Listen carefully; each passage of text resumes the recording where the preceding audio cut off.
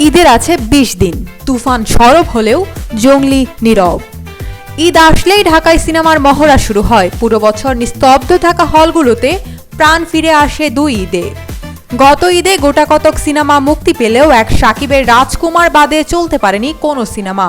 তবে ঈদুল ফিতরে একক আধিপত্য বিস্তার করলেও ঈদুল আজহায় যে খেলা জমে উঠবে সেটা সিনেমাগুলোর ঘোষণার পরই অনুমেয় ছিল। হাই ভোল্টেজ সিনেমাগুলো থেকে সরে দাঁড়িয়েছে কবি আর নীলচক্র। তবে তুফান আর জঙ্গলি দাঁড়িয়ে আছে নিজেদের অবস্থানে। কিন্তু সিনেমা মুক্তির তারিখ ঘনিয়ে আসলেও তুফান বাদে প্রমোশন হচ্ছে না বাকি সিনেমাটির। তুফানের টিজার, পোস্টার, গানের টিজ এলো।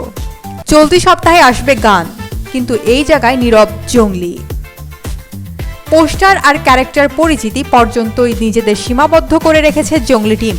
যদিও জঙ্গলির মিউজিক অ্যালবামের কাজ শুরু হয়েছে, তবে কখন রিলিজ দিবে তার ঠিকানা নেই।